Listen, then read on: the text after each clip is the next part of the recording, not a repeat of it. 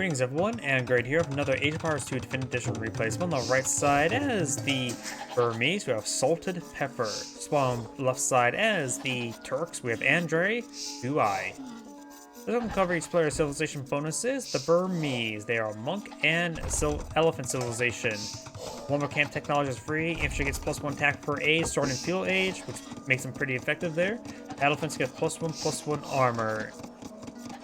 Monster technology costs 50% less. Unique units are ran by. Ranged cavalry, which is like a dart throwing unit that's generally pretty inaccurate. Unique attacks, Howdah. Battle elephants get +1/+1 armor. Mahir cavalry gets +5 attack versus archers, make them more effective as a counter unit. And of course, the relic, able to spot relics in the beginning of the game. So now, you can't go fast castle, get out a fast monk to get those relics claimed. Turks, gunpowder units. Their gunpowder civilization. Gunpowder units can have +50% hit points, which is very nice. You've got some militia now being put on the field. Researching gunpowder technology costs 50% less. Chemistry is free. Gold mines work 20% faster. Scout, light cavalry, and hussars get +1 pierce armor. Light cavalry, and hussar upgrades are free, so make them a pretty good scout civilization as well. Unique unit is a janissary, a castle wage hand cannoneer. Unique text, Sapa, cavalry archers get +20% health, +20 health, artillery, +2 range on bombard towers, bombard cannons, and cannon galleons. Team bonus, gunpowder units pay 25% faster. Militia now making the way forward as well. Burmese, eyeing the clubs and forces. Remember as well, he does get +1 attack starting in feudal age. Just going for this militia rush there. And oh wait, feudal age is not even close for red. He's going late to loom as well. We got a relatively late feudal age right now. He's put us there onto those militia of the town center. Since militia rush will be locked down. Militia are far too wounded to even engage villagers. Got 2 health. 1 shanked villager will take that out, and 6 health. 2 shanks will take him out. Trying to close on these villagers now, and shanked. That militia rush did not work out. Now, feudal age is on the build queue for red. He does, of course, have a superior number of villagers thanks to that. I think he just got lucky with that.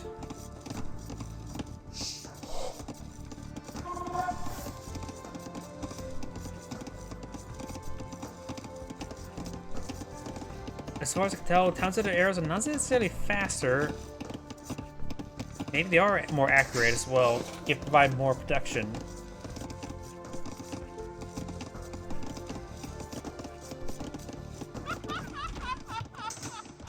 That ain't good. But it looks like right now, red has more villagers as opponent. Feudal age is still being researched. There's feudal age now, so now the villager count is quite similar. You now have these scouts push way forward. Red does take time to wall off everything. It's a nice little shape there, very geometric. Not this garbage right there. This looks ugly. This looks nice. I don't know why. If it makes a complete circle like this, even though it's not a full circle, it's more of an oval and protect against sea bear attacks. I sort of like the look of it. This just looks ugly.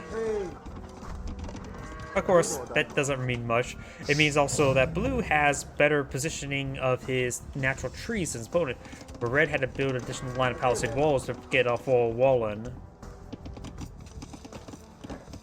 Scouts now push away forward from both sides. Red scout will find those walls there. There's an opening here. Gold is now being claimed by blue, and his gold deposits are forward of his town center, which means he has to be a bit more aggressive to claim this gold. While red has his side gold deposit there, and a bit more safer off to the side. Scouts trying to chase on the scout. We got some a spearman here to stab some blue scouts. Could perhaps get some good damage there, and does not get stabbed there. Red's now push forward with a pair of archers as well.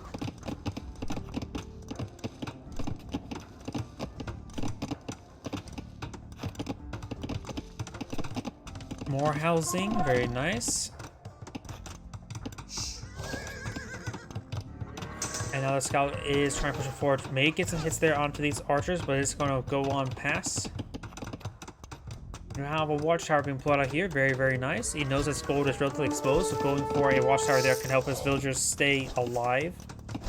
Or at least not dead. Red Scout's falling back. Got some more archers here. 3 archers versus the 2.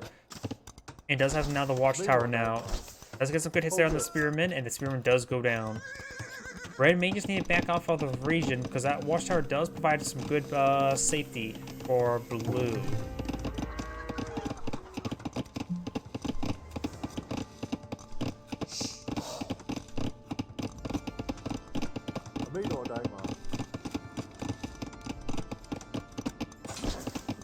Blue Scout does see some fire there. Blue's archers try to hit the red scout. We now have 4 archers for red. The tower has 8 range while the archers have 5. He does have fletching. And there's looks like 4 tiles to this gold deposit here. So if he gets any closer, the tower may be in range. And right now, looks like they're on a hold ground stance there, getting some rounds in the stables, not trying to pursue any of these villagers, nor being tempted. We now have 5 blue archers here. They can perhaps get into this high ground. I believe this is extra high ground there, but he just may not be close enough there. Now's a low ground, does get dodged there, does see a good hit there.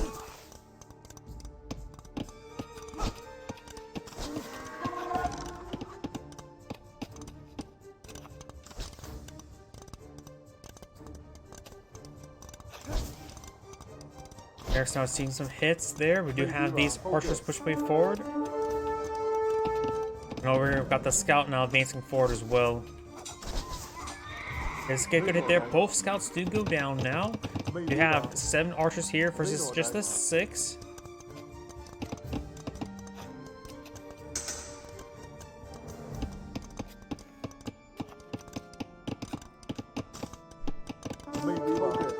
The tower does find some arrows there. He does not have fletching zone. Now the tower has 9 range.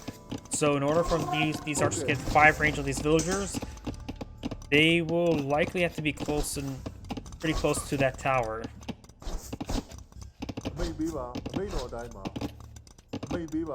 9 archers here versus just the 8. Good micro from both sides. Both sides are just a bit of a standoff. You now have Castle Age for red. Blue right now is going for Castle Age, and he will have it out shortly. He should have Bodkin Arrow and Crossbow research relatively soon. There's Bodkin Arrow now being researched.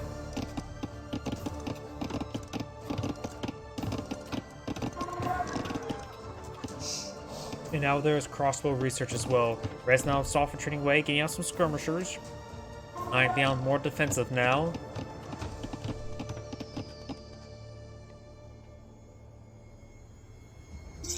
Now there's Castle Age for red. Do got Crossbow and Bodkin Arrow research for red as well. Blues is complete. And now do got another towns that are being employed on out. Okay.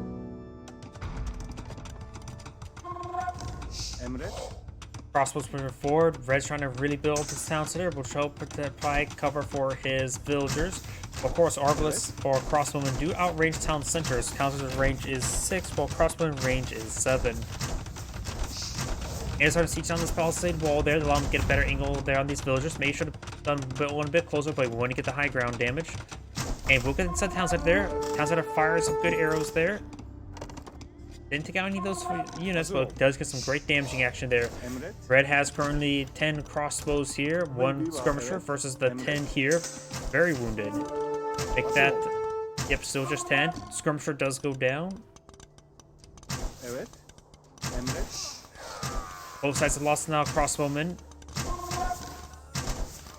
Blue's losing some now. Red was fighting for the high ground for a bit of time as well. But now we've got 5 versus 8. Looks like overall Blue's doing a better job of this crossbow fight.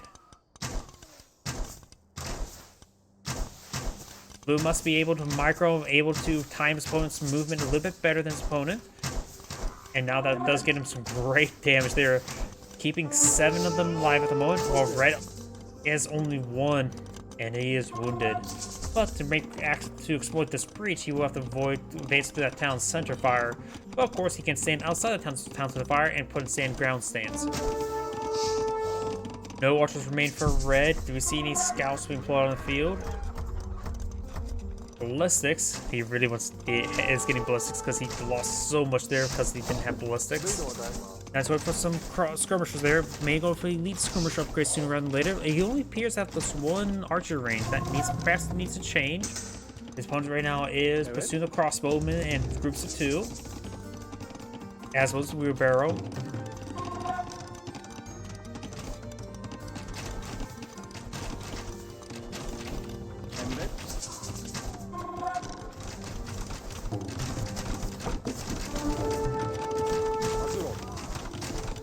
And Red is back on the game now. This ends great saying thank you for watching and on to the next replay.